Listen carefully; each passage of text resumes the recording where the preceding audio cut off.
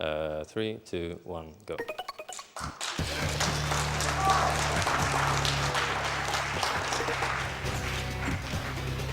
Well, this is Mega Man 03. There's a lot of technical aspects about the game, but one big thing that we'll be focused on pretty early on is the scoring system. We want to make sure that we have an A rank throughout most of the game, and to get that A rank, we need an average of 86 throughout the stages, so we're sure to get the A rank for the end of the stage. Yeah, if you exit a stage without an A rank, you won't be receiving the boss's EX skill, which is super duper important in going fast on these boss fights. And it also enables us to get their weapons too, which we need a handful of those. So the intro boss here, Omega, he's not too difficult. The most important thing here is you'll see a Jarmar charging the Saber and the Buster simultaneously. He'll be using the Saber from close and the Buster from far to try to keep him in iframes as much as possible. And also, in addition, one of the other aspects of the game is the combo system. And what that means is pretty much every single one of Zero's attacks is assigned a different value. So for example, his pellet shot is 1, and the charge saber is 2, and then his triple slashes go on from there. So pretty much what you want to do is keep using attacks that increase in value because they actually stack and go through the bosses or enemies' iframes. So if you do like a pellet shot and then do a charge shot and go back to pellet, it actually won't work because you're going reverse in that order. So you're going to be seeing a lot of combos that we use throughout the game, and you need specific attacks in specific orders to maximize your damage. Yep. And right here we just got the recoil rod. Zero says it looks like it's pretty easy to use. We'll be getting a glimpse of that later on. I'm sure Jarmar would agree with that. Yeah. And first up on the Mutos is Heckbat Schilt. Pretty annoying boss, but see, for the most part, you're going to be seeing a Jarmar getting a lot of extra, or just enemy kills, and I think in addition to that, that helps with the rank and among other things. There's a lot of things that go into your score, like a lot of different factors. The most important ones are how many enemies you defeat, how much damage you take, how fast you defeat the boss, things like that. There's also some objectives in some stages, like in this stage, these turrets are objectives. Each one gives you 5 more points towards your rank. So lets you build up score a little bit early here. And right there, that chip he picked up is actually 100 energy crystals, and I think we need 200 total to get certain cyber elves that we're going to be picking up throughout the game. We need to equip those to us to help us out throughout the course of the game.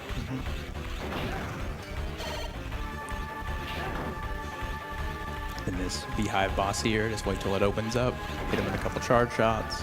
Yep.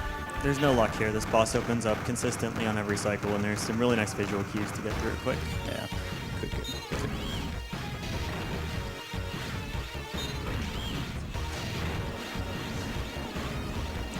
And coming up, and I believe we actually went through some, but you're going to see some jump pits coming up, and Jarmar is going to do what's called terrain glitching to get through those. And normally when you hit a terrain like that or some quicksand that's coming up, it'll actually eat your momentum, and you have to right there, you have to move at minimal speed. But if you hit jump and dash on the same frame, or jump a couple frames before dash, you can actually keep that dash momentum and dash through that terrain. So it's an easy way to get past that. Yeah, so this first boss here, Hellbat, is kind of annoying, especially if he gets away from you because he has a lot of teleport moves. Jarmar's going to be manipulating him though. By skipping that cutscene, he resets the RNG to a consistent spot, so he'll know exactly what the boss is going to do and hopefully be able to take him out before he teleports away here. Very nice. Cool.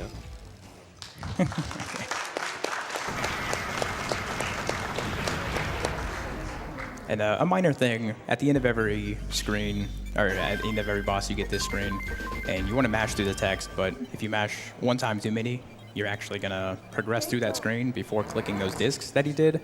And if he doesn't do that, you actually have to go off screen and into another room and then talk to another character, identify the disc, and then go out and then equip it. So it's a huge time loss that it's pretty easy to get because you can mash too much sometimes. Definitely.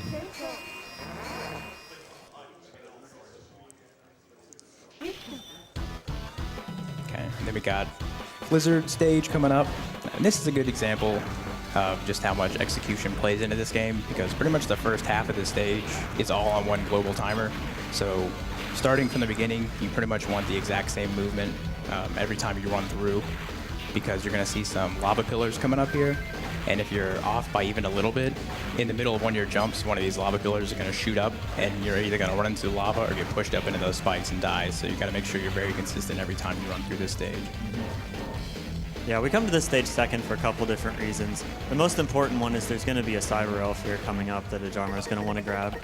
It's going to decrease his charge time, which is going to be really, really handy throughout the whole game pretty much.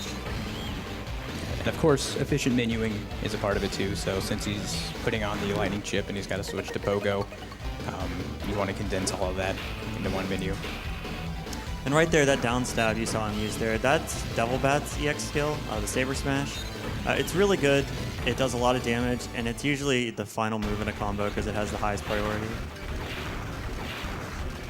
And right here, it's a little minor thing, but you're noticing he's going to be killing all of these, mostly with Buster Shots instead of Saber Smashes. Because even though the Saber Slash could be like more efficient because he's up close to it, you actually waste 4 frames every time you kill an enemy with a Saber. And it doesn't seem like much, but it adds up a lot. And I believe you got to kill 26 or 25. And you get 4 frames of hit lag every time you hit something with the Saber. So if you Saber everything, that's 100 frames you lose just due to lag in that fight. And that was Clockle that Orsa was talking about earlier. Yep. We don't want to use him right away because it'll consume him, it'll lower our score, and we'll only have him for this stage. So in the next stage, you'll see Ajarmar actually spend some E-crystals to turn him into a satellite elf, which makes his effect permanent, and you'll be able to see him following you around after that. And I believe that also helps the manipulations too, because like the dust that falls from him, something like that. Yeah.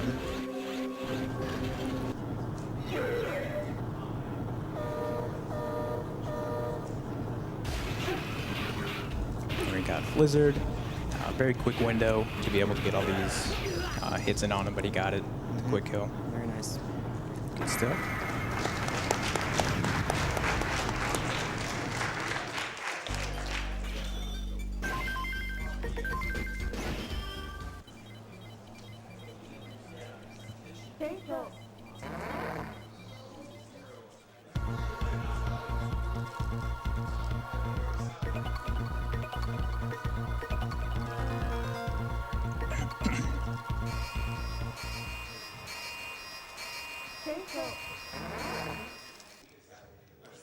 Okay, and now we have Death Tans, Mantis coming up. This is really the first good example of how annoying mid-bosses can be. Technically that Beehive thing was a mid-boss, but it's not really too bad. With pretty much all the bosses in this game, we're able to manipulate their pattern to be exactly how we want by skipping a cutscene right before it. But we can't really do that with this boss here. So you're going to see after this room, Ajarmar enters, there's going to be a section with falling platforms, and he's going to try to fall through that in an exact way to make sure the worm mini-boss gets in the pattern he wants. Yeah, so skipping that cutscene resets the RNG to where we want it. So now his movement has to be pretty precise until he hits the mid-boss to get the right pattern.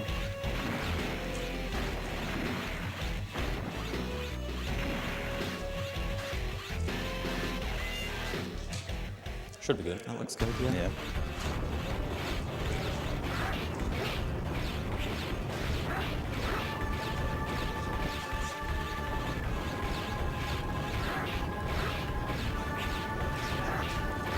All right.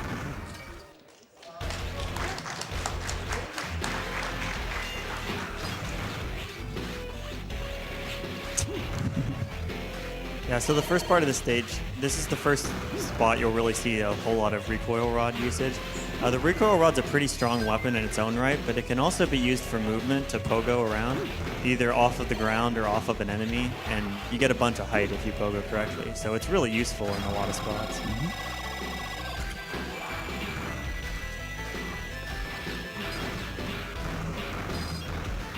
And we're coming up on Death Tans right here. And one thing you may not notice, there's going to be a section or a part where he drops down a cement block, and we're purposely going to be hitting a part of that to change his pattern, so we get the pattern we want on this guy. Yeah. Whenever he chops wood, if you let him chop 3 times, he'll do something different than if you let him chop twice. So.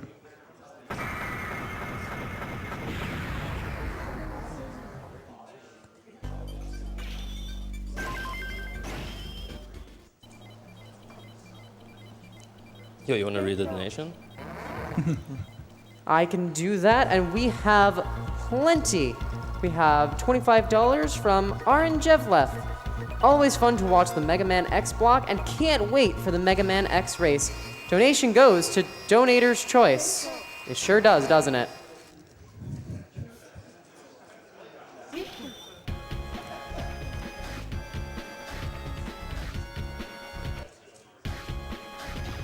Okay, this is a pretty interesting stage here. A continuation of a lot of the pogo usage coming up. A lot of spikes. You pretty much just got to memorize the stage and where all the hazards are. And just know where they're coming to be able to avoid them. And once again, there's a mid-boss coming up here. It's a little easier because there is a cutscene right before it, but you're going to see Jarmar doing a lot of like damage boosting. He's going to run into the mid-boss just so he can be like inside the boss's hitbox to be able to get a down slash, like an extra hit on there to make the boss go faster. So it's a way to get a lot more hits in, but you're going to see once he tanks it, he's going to take a lot of health off. He's going to do that a few times.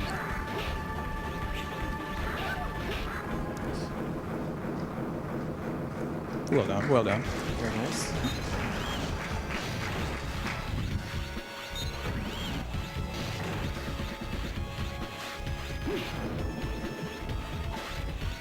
And the recoil rod as a sub-weapon, just like the shield boomerang and the buster and the saber, they all have their own EX skills that you get from various bosses. Here you'll be seeing Mantis, which is a recoil rod skill called 1000 Slash. It's actually really good for DPS, mostly because it combos into itself. So like, for example, you can do a charge saber and then just mash the recoil rod on the ground to get a bunch of free damage off here. And sort of related to the block in Mantis stage, when you move around here, you're actually creating bubbles, and every time one of those bubbles come up, it messes with the boss's manipulation. So we want to make sure, in addition to be able to killing him, you don't want to generate a lot of bubbles. So that was good. Well done.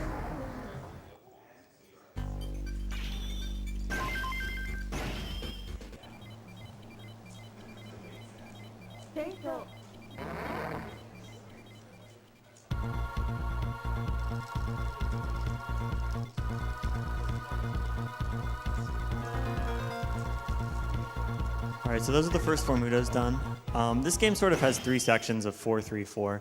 So in between here, there's going to be a little mid-stage where we have to defeat some baby elves. This stage is pretty tough. There's a lot of high health enemies and a lot of melee pantheons here. I guess we should mention melee pantheons. Compared to the ranged ones, they have 5 HP and your air slash only does 4. But you'll be seeing a Jarmar kill them in 1 hit by doing a thing called an extended jump slash, where he slashes in the air and then continues to hold down, which deals an additional damage, so it does 5 and can one-shot them. Yeah, and that's the guys with the little electric rods.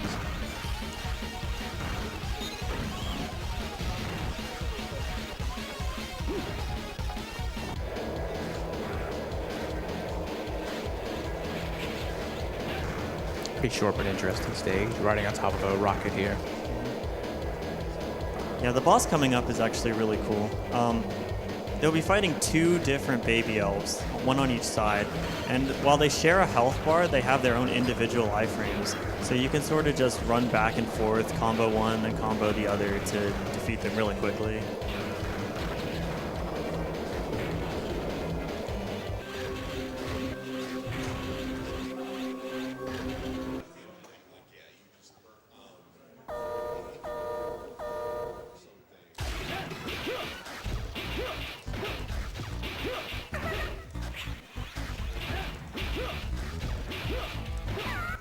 Nice.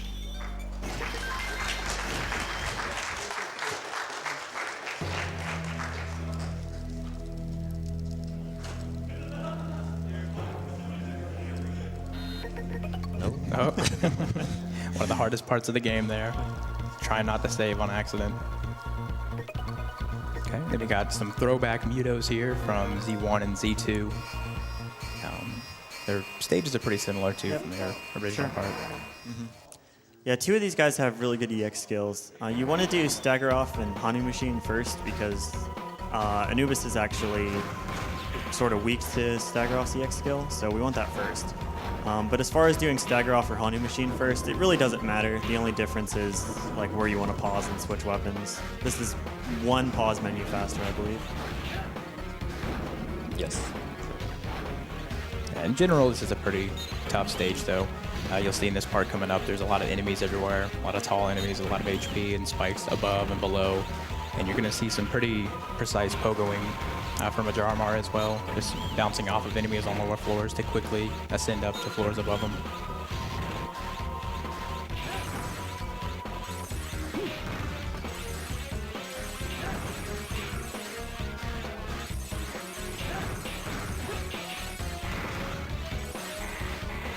Very tight window to jump over them right there.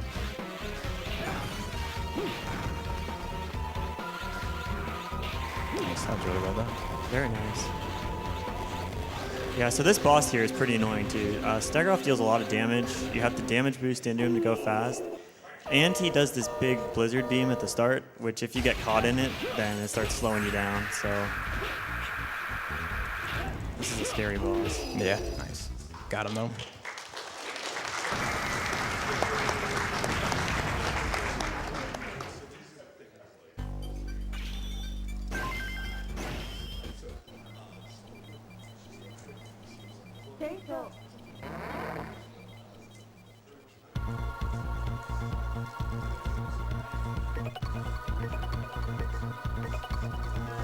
Next up we got Auto Machine, a pretty short stage, but this shows off the additional usage of the recoil rod. We're going to push blocks onto switches.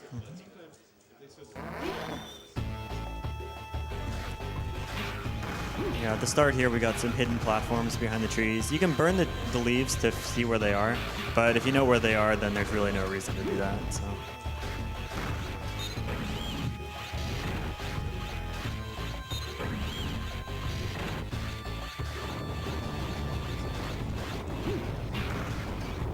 Of course, the danger with these sections here is if you're not fast enough, they'll crush you, but for the most part, it's pretty well routed out, so it's not too big of a concern anymore. Yeah, just don't go too fast. You'll be okay.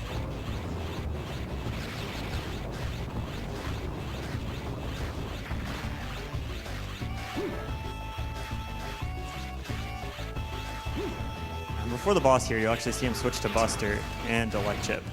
Buster is actually pretty useful on Honey Machine because you can sort of buffer a charge to hit him. Honey Machine has a really annoying pattern where he likes to dash around and be invincible. So any damage you can get while he's not dashing is really good.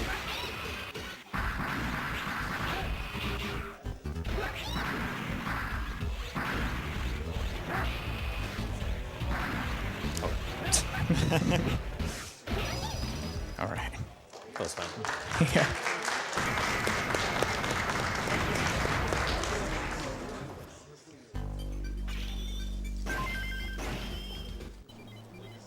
Do I have time for a longer donation here? Sure. Hell yeah. All right, well, we have $5 from Irregular Ginny. Hey, everyone. Great job so far. Great to finally see 0-3 at a marathon, as it is my favorite Zero game in the series. And here is a message for a Jarmar if Proto can read this. Full disclosure, my experience with Swedish is counting to 12 and parroting the Stockholm subway, but here goes. Lycka till, mannen. Ser fram emot en fantastisk speedrun av dig för det vet hur man levererar en bra run. Hoppas de andra svenskarna dyker upp snart med för att repa serie.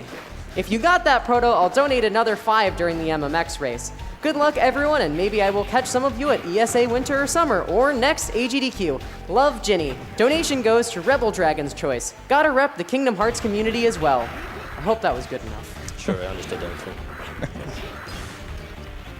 And actually, this part here, it's showing off, what is that, Blizzax? Yeah, both actually. That's true.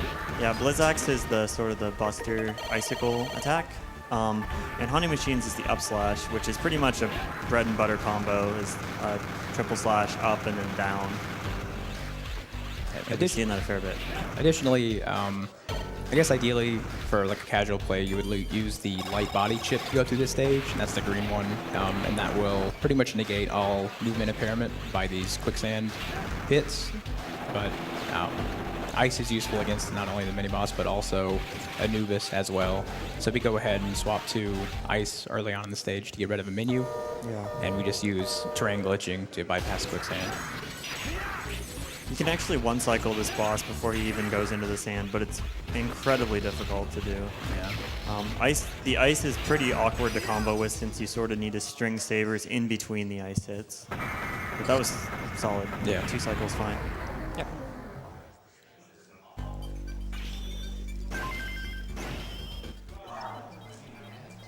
Okay, and coming up next, we have Copy X's stage, which is arguably one of the, if not the hardest stage in the game.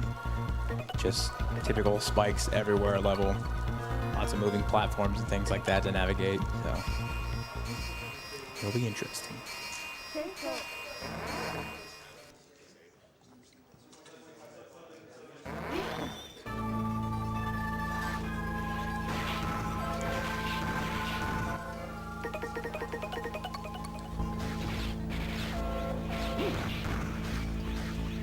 Little damage boost coming up here so you can skate along the spikes. Yeah, the gimmick of this stage is that there's like these laser security systems that spawn these spiky balls that come at you. They do a lot of damage, but they're not too threatening. Consider they die in 1 jump slash, so you can kind of just slash your way through them. This next section is really cool. There's a lot of cool pogos here.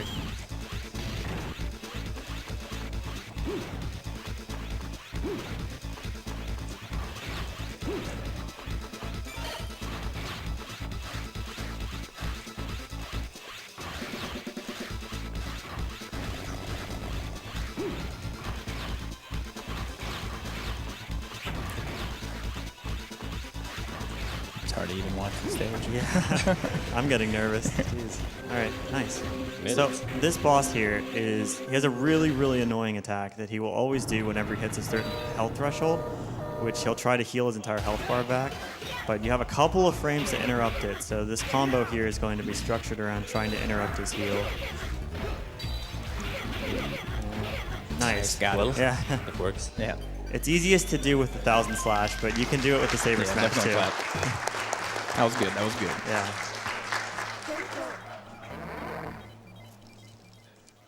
Who's next? Who is next? Oh yeah, that's right.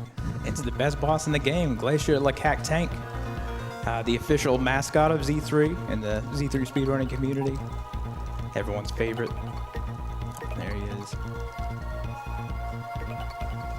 A very relevant $50 from Currybon. Oh, hell yeah. Currybon here, along with everyone in the Zero speedrun community, wishing a Jarmar luck on the run. Shoutouts to Rename and Orso with the couch commentary. Cac Tank hype! It's a pretty cool stage in general. A lot of quick movement and dashing through, and you're gonna see him hitching a ride on some of these snowboards coming up. And there's an important chip coming up as well. Yeah, he's going to be grabbing a disc out of this box, which is going to give him a quick charge head chip. It does stack with Clockle in some sort of a weird way, but you'll be seeing him equip it later on, and we'll talk more about it then. Yeah. Here he goes, hitching a ride with Cactang Jr.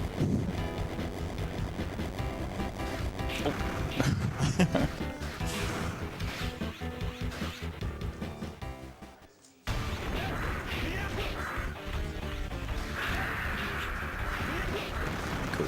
Nice. Yeah, the one really nice part about this stage is that the sleds make it so that there's a lot of enemies in your way that'll die pretty quickly if you're on the front of the sled. So if your score is a little low here, you can pick up some pretty free points here. So you can get some health too, which is Yeah. nice.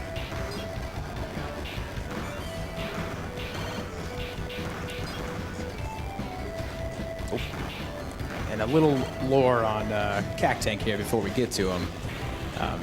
You'll notice he's a uniquely shaped boss, and that's because his purpose, aside from being a judge, is to store water in his body there and bring it to remote areas that need it. But previously he was a judge that was pretty fair and had nice rulings on people, but when Dr. Whale took him over, He started pretty much giving everybody death sentences, so we're going to try to issue him a death sentence right here. Poor Cack Tank. Yeah. He'll be back, don't worry. I'm clapping for you, Rena. Thank you, thank you. Yeah, so at the very end of that fight, renamed didn't menu, was- Jarmar yeah. menued, and he I wish it equipped the light body and the quick foot chip. Is that what it's called? Quick foot, yeah. Yeah, that's going to be useful in the next stage. Mostly what that's for is you can cancel the triple slash into the up slash directly without having to wait the animation out. And that's going to be really nice for the mid-boss in the next stage. And these stages here, Fox Stars, in my opinion, starts really the hard gauntlet of this game. The rest of these stages are pretty long and have either a lot of mid-bosses or just like convoluted mid-bosses. And the bosses themselves are pretty annoying. And then, of course, you have the final stages after that. So it's a tricky run to begin with, but it really sort of amps up at this stage. Yeah, and there's some brand new strats in this stage that you'll be seeing. That Buster skill that Ajarmar is using is Copy X's, called Reflect Laser. And Ajarmar actually just came up with some new strats like a week or two ago in these button rooms to get some extra hits with the Reflect Laser.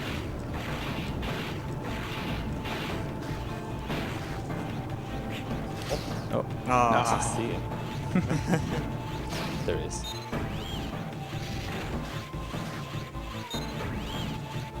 He also equipped a second Cyber Elf there. That second elf is a bird elf. What it's used for is if you fall into a pit, it'll save you. That's handy in a couple spots, I guess, in Yeah. case of pits. Mainly but the end. mainly the final boss it's going to be useful for.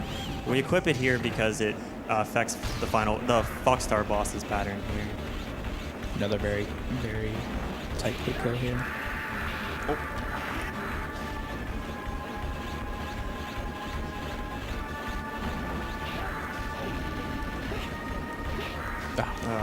The legendary 3 cycle. Rarely seen.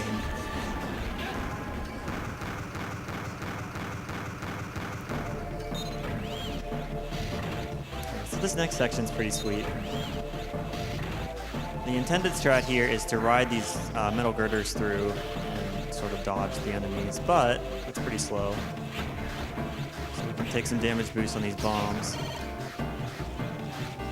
Oh, it's pretty tight. Maybe I just Yeah. using the iframes to skate over them spikes.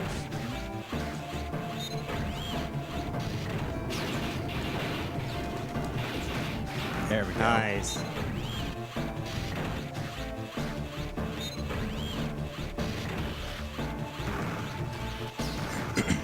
And then not much of the stage left, but you're going to see on this next vertical section that other abuse of iframes to just scale up a spiked wall. Save some time there too.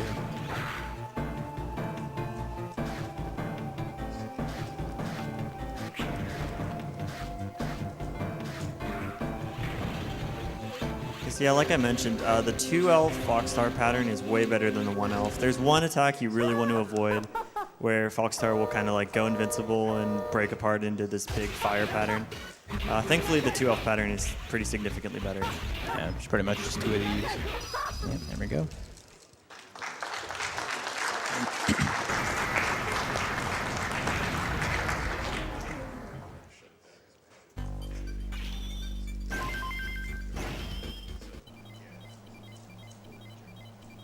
And then we got Calvarian coming up next. Another very long stage. There's going to be a lot of equipment changing at the beginning too.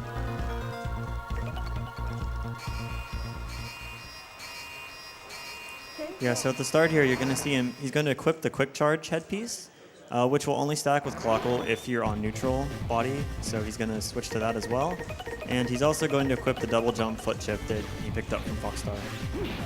And that saves, oh my gosh, so much time throughout the run. You'll see him use it pretty much everywhere.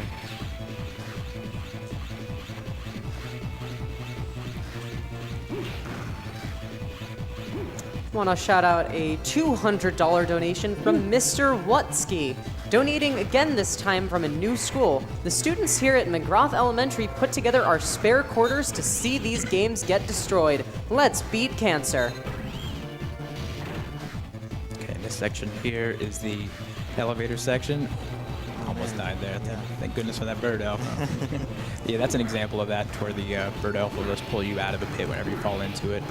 But this elevator section here, the enemies do fall in a regular pattern, so that's why Jarmar is able to jump up and pretty much hit them before they even pop on the screen. And an issue with this section is, since there's so much movement going on in the background and enemies exploding and things dropping, you may see in the next section there's actually lag that'll build up. Gotta try to avoid that. Yeah. This mid-boss here is pretty annoying. He has 96 HP, but takes double damage when he's on his side, so that's why you'll see him push him over. But he really can't be manipulated, so you kind of just have to take whatever he gives you.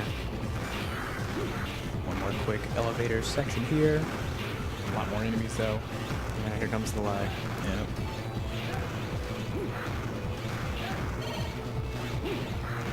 You can sort of aid that by picking up the things that drops, but I mean, in some situations, it's not worth it to go out of your way to pick it up. That's okay. Yeah.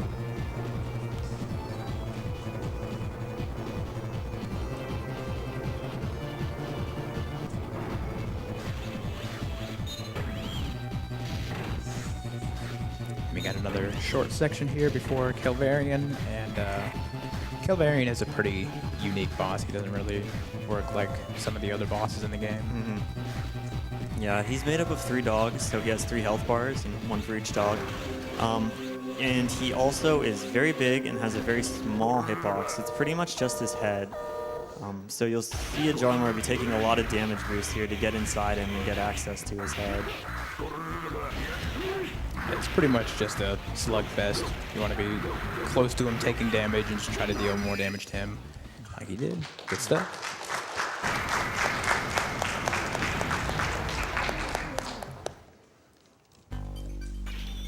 $25 from Zach K. Mega Man 03 is my favorite game of all time, so I'm real hyped for this run. Took a week off work so I wouldn't miss anything this year, and it's been well worth it so far. Okay, and coming up next is Volteal. And there's actually a piece of tech that got worked by Jarmar recently. It's a pretty big breakthrough for this stage.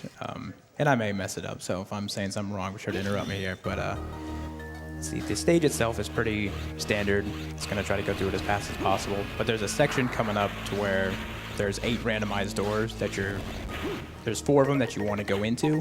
And for a long time, it was pretty much just chalked up to luck. You just went through every door and just tried to get lucky that you got the doors you needed where they were. But Jarmar was able to find out, based on a light that's outside and where it flickers, if you enter the door at a certain time based on that, you get... There's pretty much a table of patterns that are available, and based on when you enter the door, you can look at that table and know the exact layout of the doors you're going to go into.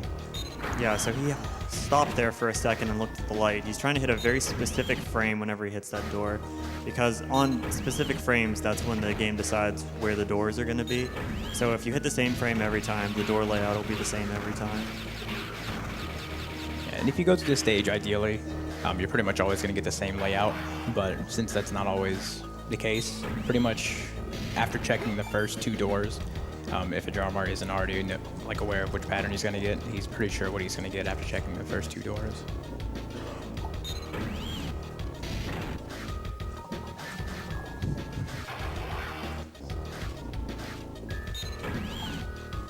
Nice.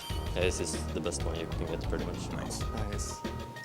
Yeah, the one other thing that's really nice about this is you can see the red rooms have different layouts. Like, one of them had a U in the bottom. That one is sort of like a stair pattern.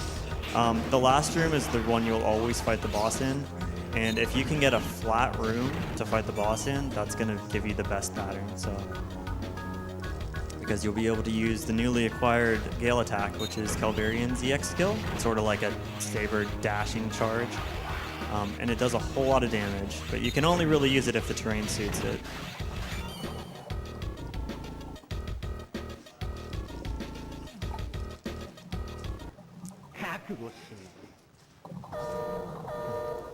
So here you'll see it.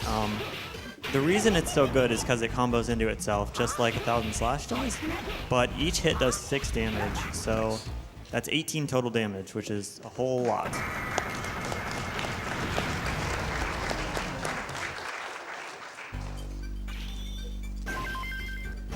$10 from Quest. Had to donate during my all-time favorite Mega Man series, Mega Man 0. This bit of cash is going towards getting some more Yoshi's Island.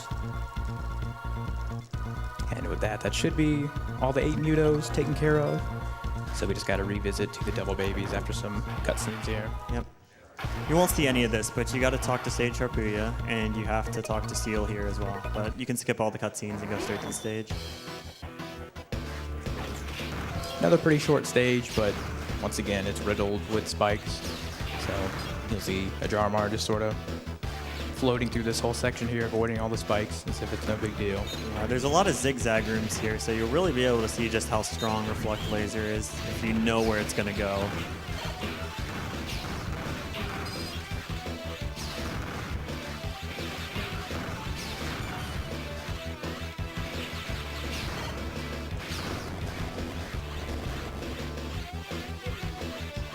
And then the second Baby Elves fight here is pretty much the same as the first, except now we have a bunch more skills and techniques, so the fight's going to be hopefully even faster than the first one was. Yeah, same rules apply. Same health bar, but different iframes, so just pile on the damage in each one.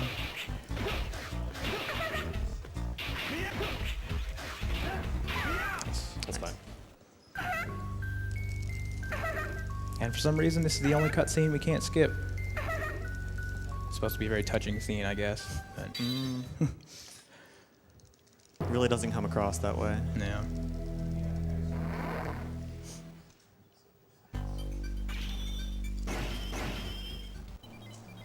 Yo, it's the final stage already? Yeah. That was quick, man.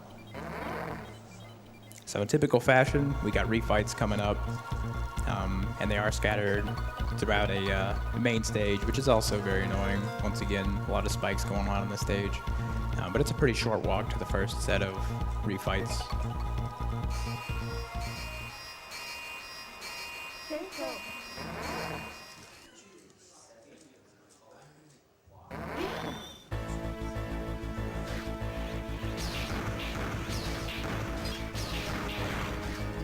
So the refights, the way they're laid out is pretty much how they're laid out in the main game.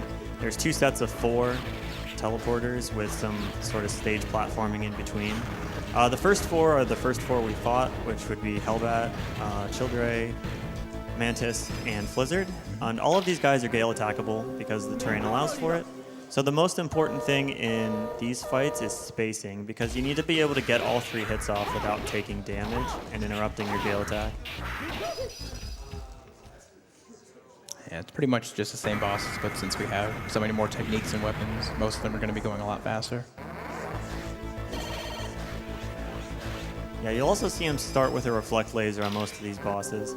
It's really easy to carry a charge into the refights just by holding the button, and that makes it so that you need only 1 less Gale attack hit, so there's a little bit more leniency then.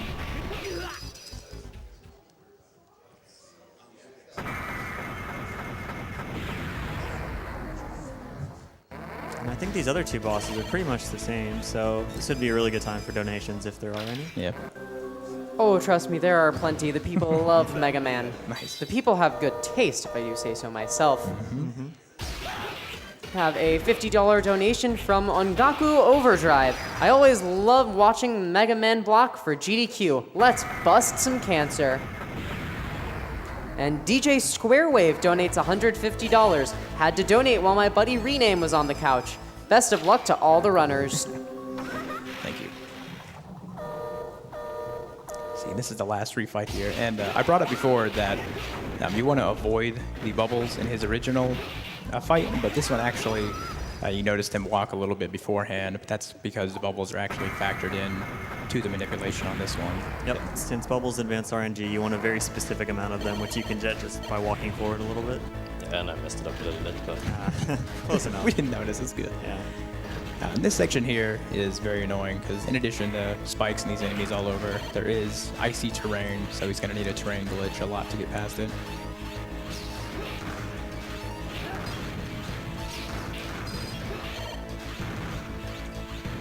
Once again, the Reflect Laser putting in a lot of work too. Just going all around the corners, taking care of the enemies. So the second four here are the last four, which would be Cactank, Foxtar, Calvarian, and Voltiel. Two of these guys are Gale attackable, the first two. So here's Cactank again. Welcome back, buddy.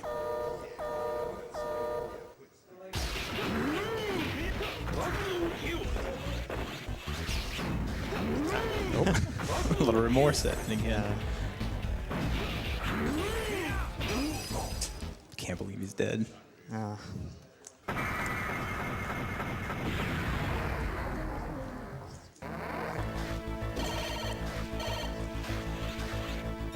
And the order he's doing these in is based off just pretty much health, right? Making sure. Yeah. The only thing that really matters is that you're doing Voltiel last, because since Voltiel's terrain is forced to be sort of uneven, you can't really Gale attack him at all. So you need to switch to Ice. In sort of the same vein, Calvarian's going to be coming up here, and he can't really Gale attack him either since his hitbox is too far off the ground. So Jarmar is actually going to be doing a little manipulation here where he'll plink a P-shot off of him, and that'll roll the RNG to get a much better pattern.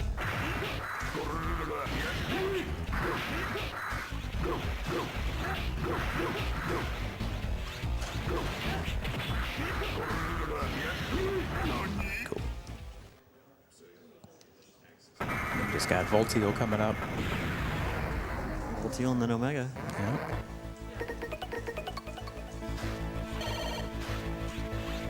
And swap into the ice chip there. In addition to what Orsa said, we're also going to be using the what's it called? The spike icicle move. I don't know what it's called. Blizzard Arrow. Yeah, there you go. Oh, There. okay. There. Which will also come into play on Omega 1. I keep wanting to say Ice Javelin, but that's not it. Isn't that from another game? That's Z4. That's Yeah. it,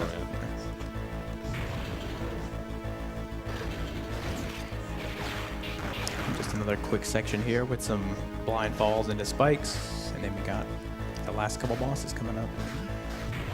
So there's going to be 3 quick bosses here. The first one, Golden Omega, is sort of the same as the intro boss. He has some different attacks, but because of the pattern he gives, you won't be seeing any of them.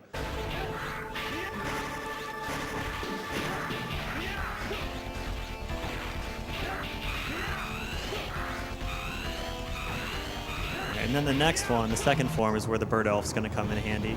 You see there's this pit beside him, so if we were to try to Saber Smash him, we just fall in the pit. That's where the Bird Elf's going to come in handy. It lets us just go up, down, and then in the pit, and then repeat. And there was also that pellet shot I think you mentioned before at the beginning to Manipulates a better pattern. Yeah. And then after this is a really tough boss, so Yeah, time is coming up, though, as soon as this guy's health hits 0. As soon as this guy's health hits 0, nice. nice. Yeah, this is a very scary boss, though. Yeah. I think he can kill you in like a combo of 2 hits. Yeah, he can actually combo you. Yeah. like that. Time. Ooh.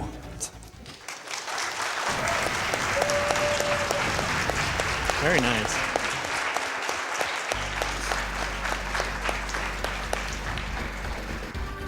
Yeah, it was good. Yeah. Good stuff, man. Yeah. Time actually ends there, but Omega is somehow still alive. I'm gonna finish him up for the fans. And I also have a few shoutouts I want to give, so I'm bringing up my notes here. First of all, to Kurban and Will for helping me out a lot when I first learned this game. And also to Rename and Orsa for commentating my run. As well as everyone else who runs D3, including QTT6, FS Lynx, BXP, Reforgot, Darko, Ova, Trogdor, Maple, Stricer, Mr. Cab, Vinicius, and Pachi, and the rest of the Zero community. And a special shout out to Tonic for organizing the Triple M event last year, which gave a lot of attention to this series. And lastly, also to all of my speed friends, including those from RTS, the collective, the classic Mega Man community, the Sweden community, the mystery community, as well as the Worm Boys. Okay.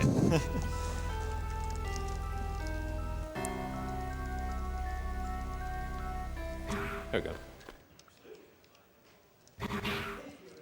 Hit him with a back Nice. attack.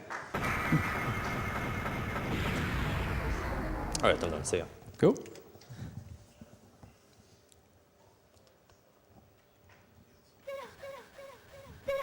You can cut away. Yeah.